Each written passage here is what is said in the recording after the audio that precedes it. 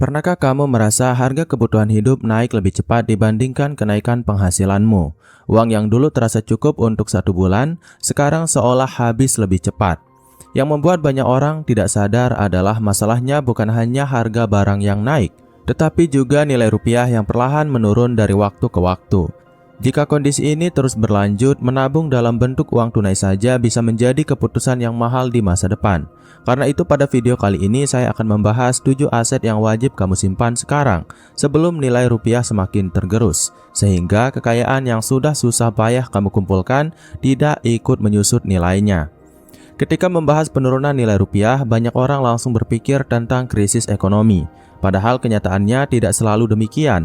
Bahkan dalam kondisi ekonomi yang relatif stabil, nilai mata uang dapat terus mengalami penurunan daya beli akibat inflasi. Akibatnya, uang yang kamu simpan hari ini belum tentu mampu membeli jumlah barang yang sama beberapa tahun ke depan. Bayangkan saja, 20 tahun lalu uang Rp100.000 bisa memenuhi satu keranjang belanja kebutuhan rumah tangga. Hari ini jumlah yang sama mungkin hanya cukup untuk beberapa barang pokok. Fenomena ini terjadi hampir di semua negara. Bedanya ada orang yang membiarkan kekayaannya tergerus inflasi dan ada yang mengubah kekayaannya menjadi aset yang nilainya mampu bertahan bahkan meningkat. Aset pertama yang wajib kamu pertimbangkan adalah emas. Bukan tanpa alasan mengapa emas telah bertahan selama ribuan tahun sebagai penyimpan nilai.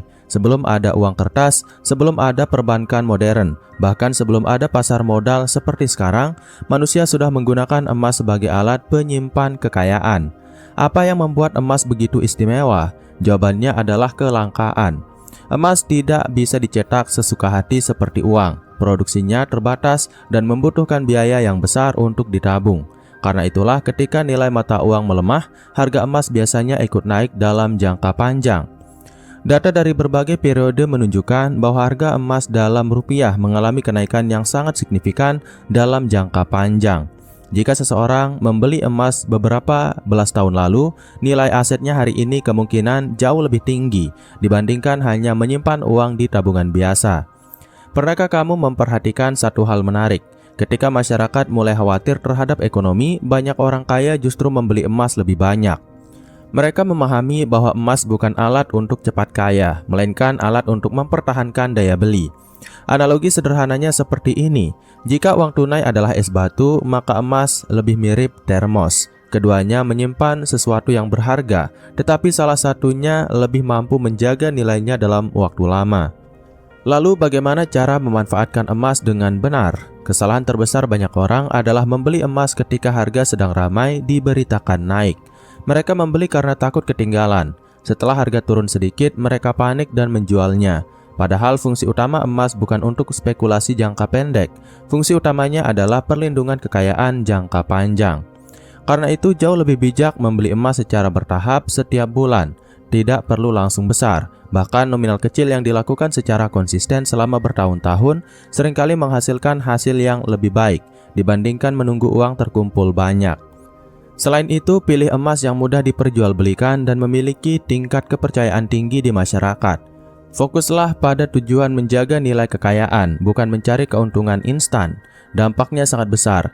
Ketika inflasi terus menggerus daya beli uang, emas dapat membantu menjaga sebagian kekayaanmu tetap relevan terhadap kenaikan harga barang dan jasa. Aset kedua yang wajib dipertimbangkan adalah saham perusahaan berkualitas. Saat mendengar kata saham, sebagian orang langsung membayangkan resiko, kerugian, atau perjudian. Padahal kenyataannya tidak sesederhana itu. Saham pada dasarnya adalah kepemilikan atas sebuah bisnis. Ketika kamu membeli saham perusahaan yang sehat, sebenarnya kamu sedang membeli sebagian kecil dari usaha yang menghasilkan keuntungan setiap tahun. Coba pikirkan hal ini. Harga mie instan naik, harga kopi naik, tarif layanan naik, biaya transportasi naik. Siapa yang menerima tambahan uang dari kenaikan tersebut? Jawabannya adalah perusahaan. Artinya ketika inflasi terjadi, banyak perusahaan justru memiliki kemampuan untuk menaikkan harga produk mereka. Akibatnya keuntungan perusahaan dapat ikut meningkat. Inilah alasan mengapa saham perusahaan berkualitas sering dianggap sebagai salah satu aset terbaik untuk menghadapi pelemahan nilai mata uang dalam jangka panjang. Namun ada satu catatan penting, tidak semua saham layak dibeli. Banyak investor pemula membeli saham hanya karena harganya murah. Mereka berpikir bahwa saham Rp100 pasti lebih menarik daripada saham Rp5.000. Padahal harga murah tidak selalu berarti murah secara nilai. Yang perlu diperhatikan adalah kualitas bisnisnya. Apakah perusahaan menghasilkan laba secara konsisten? Apakah hutang terkendali? Apakah produknya masih dibutuhkan masyarakat dalam jangka panjang? Apakah manajemennya memiliki rekam jejak yang baik? Pertanyaan-pertanyaan ini jauh lebih penting dibandingkan sekedar melihat harga saham yang sedang naik turun setiap hari. Bayangkan kamu memiliki dua pilihan. Yang pertama adalah sebuah perusahaan yang menjual kebutuhan pokok dan menghasilkan keuntungan stabil selama puluhan tahun. Yang kedua adalah perusahaan yang sedang populer tetapi belum jelas sumber keuntungannya. Dalam jangka panjang, peluang keberhasilan biasanya lebih besar pada bisnis yang terbukti mampu bertahan melewati berbagai kondisi ekonomi.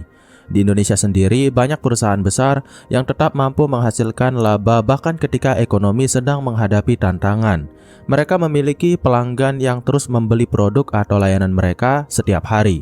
Inilah yang disebut aset produktif. Berbeda dengan uang tunai yang nilainya perlahan tergerus inflasi, saham yang mewakili bisnis berkualitas memiliki kemampuan menciptakan keuntungan baru setiap tahun. Bagaimana cara memulainya? Mulailah dengan mempelajari laporan keuangan sederhana, memahami model bisnis perusahaan, dan menghindari keputusan yang didasarkan pada rumor atau rekomendasi tanpa analisis. Jangan membeli saham karena takut ketinggalan. Jangan membeli karena orang lain untung. Jangan membeli karena melihat kenaikan harga dalam beberapa hari terakhir. Belilah karena kamu memahami bisnis yang ada di baliknya. Ketika kamu memiliki pola pikir seperti pemilik bisnis, bukan sekedar pemburu harga, maka peluang untuk bertahan dalam jangka panjang akan jauh lebih besar. Dampaknya sangat menarik. Selain berpotensi memperoleh kenaikan nilai aset, kamu juga bisa mendapatkan pembagian keuntungan perusahaan dalam bentuk dividen. Dengan kata lain, asetmu tidak hanya bertahan terhadap inflasi, tetapi juga berpotensi tumbuh lebih cepat daripada laju kenaikan harga barang. Sampai di titik ini kita bisa melihat satu pola penting. Emas melindungi kekayaan, saham berkualitas mengembangkan kekayaan. Keduanya memiliki fungsi berbeda tetapi sama-sama penting ketika nilai rupiah terus menghadapi tekanan dalam jangka panjang. Setelah membahas emas dan saham perusahaan berkualitas, sekarang kita masuk ke aset berikutnya yang sering dimiliki oleh keluarga-keluarga kaya selama puluhan bahkan ratusan tahun. Menariknya, aset ini bukan sekedar alat penyimpan nilai, tetapi juga dapat menghasilkan arus kas yang terus mengalir. Aset ketiga adalah properti produktif. Saya sengaja menggunakan istilah properti produktif, bukan sekedar properti. Sebab banyak orang membeli tanah atau rumah tanpa perhitungan yang matang, lalu berharap nilainya akan naik dengan sendirinya, padahal tidak semua properti memberikan hasil yang baik. Properti produktif adalah aset yang mampu menghasilkan pendapatan atau memiliki potensi ekonomi yang jelas. Contohnya rumah kontrakan, kos-kosan, ruko di lokasi strategis, lahan pertanian produktif, atau properti yang berada di wilayah dengan pertumbuhan ekonomi yang kuat. Mengapa properti menjadi salah satu aset yang mampu melindungi kekayaan dari pelemahan rupiah? Jawabannya sederhana. Jumlah manusia terus bertambah tetapi jumlah tanah tidak bertambah. Inilah hukum dasar yang membuat properti memiliki nilai jangka panjang. Ketika populasi meningkat, kebutuhan tempat tinggal meningkat. Kebutuhan ruang usaha meningkat, sementara ketersediaan lahan tetap terbatas. Pernahkah kamu memperhatikan harga tanah di daerah yang dulu dianggap sepi? Banyak wilayah yang 20 tahun lalu masih berupa kebun atau sawah, sekarang berubah menjadi kawasan perumahan, pusat perdagangan, atau lokasi industri. Nilai tanah di wilayah tersebut bisa meningkat berkali-kali lipat. Namun ada satu kesalahan yang sering dilakukan masyarakat. Mereka membeli properti berdasarkan perasaan, bukan berdasarkan potensi ekonomi. Misalnya, membeli tanah di lokasi yang sangat jauh hanya karena harganya murah. Setelah bertahun-tahun ternyata tidak ada perkembangan infrastruktur, tidak ada pertumbuhan penduduk, dan tidak ada aktivitas ekonomi yang signifikan. Akibatnya aset tersebut menjadi properti koleksi pribadi yang sulit menghasilkan keuntungan. Karena itu sebelum membeli properti, perhatikan 3 hal utama. Pertama, pertumbuhan penduduk. Kedua, pembangunan infrastruktur. Ketiga, aktivitas ekonomi di sekitar lokasi. Jika ketiga faktor tersebut bergerak positif, peluang kenaikan nilai properti biasanya jauh lebih besar. Analogi sederhananya seperti menanam pohon. Kamu tidak hanya melihat bibitnya, tetapi juga melihat kualitas tanah tempat pohon itu tumbuh. Lokasi adalah tanah bagi investasi properti. Lalu bagaimana dampaknya terhadap pelemahan rupiah? Ketika harga bahan bangunan naik, biaya pembangunan naik. Ketika biaya pembangunan naik, harga properti baru cenderung ikut meningkat. Akibatnya properti yang sudah kamu miliki berpotensi mengalami kenaikan nilai. Di sisi lain, jika properti tersebut disewakan, pendapatan sewanya juga dapat disesuaikan mengikuti kondisi ekonomi dalam jangka panjang. Artinya kamu tidak hanya menjaga nilai kekayaan, tetapi juga memperoleh aliran pendapatan yang relatif stabil. Aset keempat yang wajib dipertimbangkan adalah kepemilikan bisnis atau usaha yang menghasilkan arus kas. Banyak orang berpikir bahwa bisnis hanya cocok untuk mereka yang memiliki modal besar, padahal kenyataannya tidak selalu demikian. Bisnis pada dasarnya adalah mesin penghasil uang. Selama mesin itu berjalan dengan baik, nilainya dapat tumbuh lebih cepat dibandingkan inflasi. Coba lihat lingkungan sekitar, warung makan, toko bangunan, jasa servis elektronik, usaha percetakan, peternakan, distributor kebutuhan pokok, hingga usaha berbasis internet. Semua itu merupakan aset produktif jika dikelola dengan benar. Yang menarik, ketika nilai rupiah menurun dan harga barang naik, banyak bisnis memiliki kemampuan untuk menyesuaikan harga jual produk atau jasanya. Inilah perbedaan besar antara uang tunai dan bisnis. Uang tunai hanya diam di rekening, bisnis aktif menciptakan nilai baru setiap hari. Bayangkan ada dua orang dengan kekayaan yang sama, masing-masing memiliki 100 juta rupiah. Orang pertama menyimpan seluruh uangnya di rekening tanpa melakukan apapun. Orang kedua menggunakan sebagian uangnya untuk membangun usaha kecil yang menghasilkan keuntungan rutin. 5 tahun kemudian, siapa yang memiliki peluang lebih besar mempertahankan daya beli kekayaannya? Dalam banyak kasus, orang kedua memiliki peluang yang lebih baik karena asetnya menghasilkan tambahan pendapatan yang terus bertumbuh. Tentu saja bisnis memiliki resiko. Tidak semua usaha berhasil, tidak semua ide menghasilkan keuntungan. Karena itu, pendekatan yang tepat bukanlah mengejar keuntungan terbesar, melainkan membangun usaha yang memiliki kebutuhan pasar nyata. Banyak orang gagal karena terlalu fokus pada tren. Hari ini menjual produk yang sedang viral, besok berpindah ke tren berikutnya, lusa mengejar peluang lain lagi. Padahal bisnis yang kuat biasanya dibangun dari kebutuhan yang stabil. Masyarakat akan terus membutuhkan makanan, masyarakat akan terus membutuhkan layanan kesehatan, masyarakat akan terus membutuhkan pendidikan, masyarakat akan terus membutuhkan logistik. Masyarakat akan terus membutuhkan berbagai layanan yang membantu kehidupan sehari-hari. Disinilah letak peluang sebenarnya. Bukan pada sesuatu yang sedang ramai dibicarakan, melainkan pada sesuatu yang terus dibutuhkan. Jika kamu belum siap membangun bisnis besar, mulailah dari skala kecil. Banyak usaha sukses di Indonesia yang berawal dari garasi rumah, teras rumah, atau bahkan hanya dari telepon genggam. Yang terpenting adalah membangun aset yang menghasilkan arus kas, bukan hanya mengandalkan kenaikan harga aset semata. Pernahkah kamu bertanya, mengapa banyak keluarga kaya mampu mempertahankan kekayaannya selama beberapa generasi? Salah satu alasannya adalah karena mereka memiliki aset yang terus menghasilkan uang. Mereka tidak hanya memiliki kekayaan dalam bentuk benda, mereka memiliki sumber pendapatan yang terus bekerja bahkan ketika mereka sedang tidur.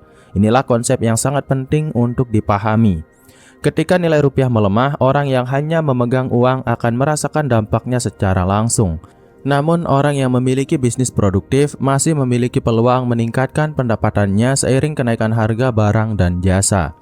Tentu saja membangun bisnis membutuhkan waktu, tenaga, dan kesabaran. Tetapi sebagai alat mempertahankan dan mengembangkan kekayaan dalam jangka panjang, bisnis termasuk salah satu aset paling kuat yang pernah ada. Jika emas berfungsi sebagai pelindung, saham sebagai mesin pertumbuhan, properti sebagai kombinasi perlindungan dan pendapatan, maka bisnis adalah aset yang mampu menciptakan nilai baru secara berkelanjutan. 4 aset yang sudah kita bahas sejauh ini memiliki satu kesamaan penting. Semuanya merupakan aset nyata yang memiliki nilai ekonomi di dunia real. 4 aset sebelumnya memiliki bentuk yang relatif mudah dipahami. Emas bisa dipegang, properti bisa dilihat, bisnis dan saham memiliki aktivitas ekonomi yang nyata. Namun, 3 aset berikutnya seringkali kurang diperhatikan karena bentuknya tidak selalu terlihat secara fisik. Padahal dalam banyak kasus, justru aset-aset inilah yang memberikan tingkat pengembalian paling tinggi dalam jangka panjang. Aset kelima adalah keterampilan yang menghasilkan uang. Mungkin sebagian orang akan bertanya, bagaimana mungkin keterampilan disebut aset? Jawabannya sederhana. Aset adalah sesuatu yang mampu menghasilkan nilai ekonomi. Jika sebuah keterampilan dapat membuat seseorang memperoleh penghasilan lebih besar, maka keterampilan tersebut adalah aset. Bahkan dalam banyak situasi, keterampilan adalah aset yang paling sulit dirampas. Rumah bisa rusak, kendaraan bisa hilang nilainya, uang tunai bisa tergerus inflasi. Namun kemampuan yang ada di dalam diri seseorang tetap bisa digunakan untuk menciptakan pendapatan baru. Pernahkah kamu melihat seseorang yang kehilangan pekerjaan tetapi mampu bangkit kembali dengan cepat? Biasanya mereka memiliki keterampilan yang dibutuhkan pasar. Sebaliknya, ada orang yang memiliki tabungan cukup besar tetapi kesulitan meningkatkan penghasilannya karena tidak memiliki kemampuan yang relevan dengan kebutuhan zaman. Di era saat ini, perubahan terjadi sangat cepat. Teknologi berkembang, pola konsumsi berubah, dan persaingan semakin ketat.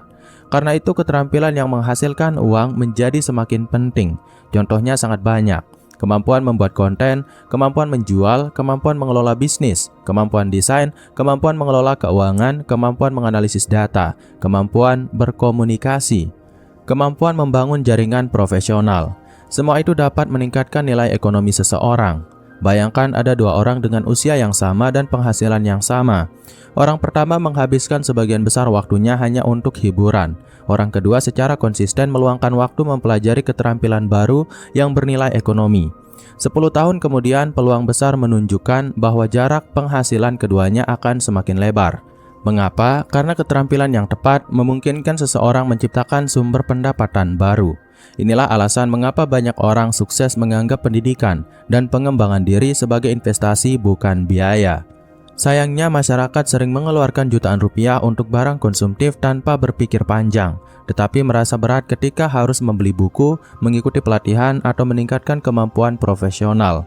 Padahal dalam jangka panjang, keterampilan yang tepat bisa menghasilkan keuntungan berkali-kali lipat dari biaya yang dikeluarkan. Jika nilai rupiah terus mengalami tekanan, orang yang memiliki keterampilan bernilai tinggi akan lebih mudah menyesuaikan diri dibandingkan mereka yang hanya mengandalkan satu sumber penghasilan. Aset keenam adalah kepemilikan aset berbasis dolar atau aset global. Ini adalah salah satu cara yang sering digunakan investor besar untuk melakukan diversifikasi.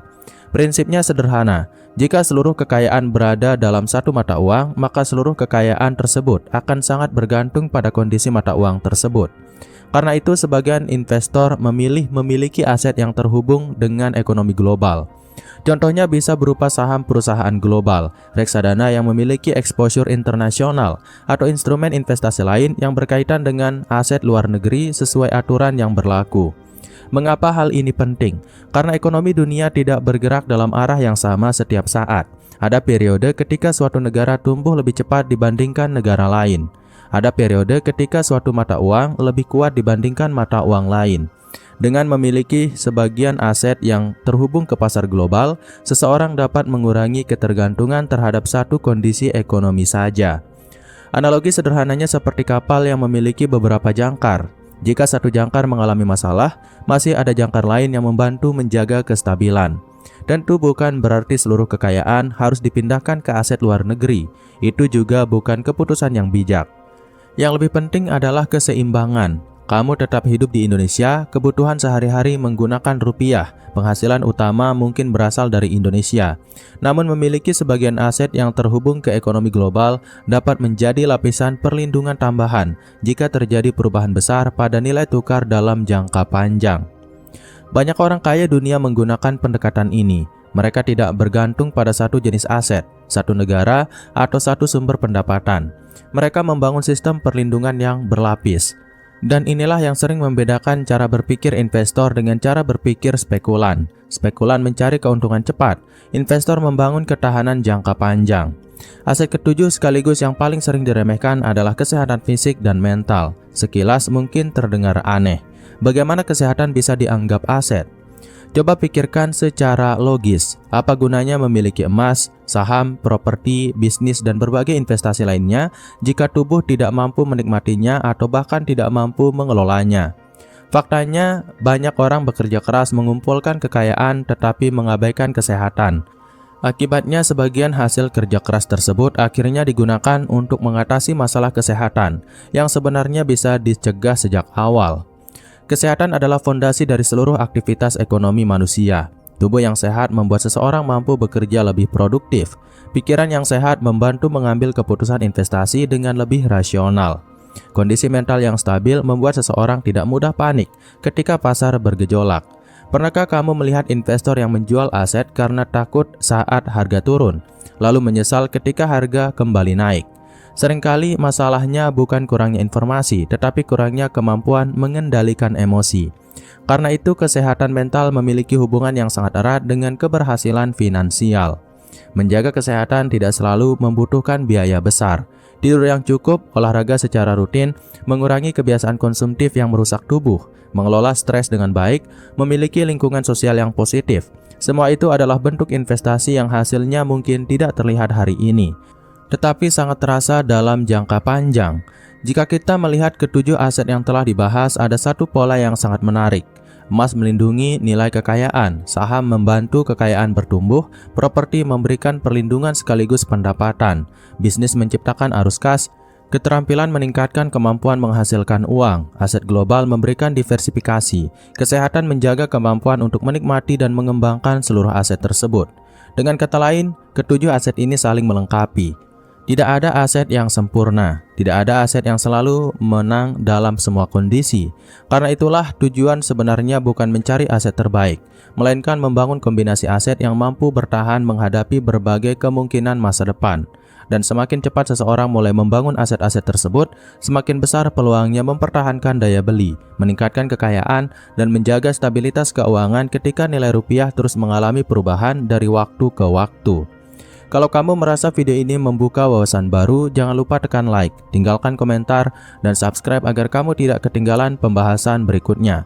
Saya percaya bahwa masa depan keuangan yang lebih baik tidak ditentukan oleh seberapa besar penghasilan seseorang hari ini, tetapi oleh seberapa cerdas dia melindungi dan mengembangkan apa yang sudah dimilikinya. Sampai jumpa di video berikutnya. Semoga video ini memberikan manfaat yang nyata untuk kamu, saya, dan kita semua. Sekian dari Jejolok. Wassalam.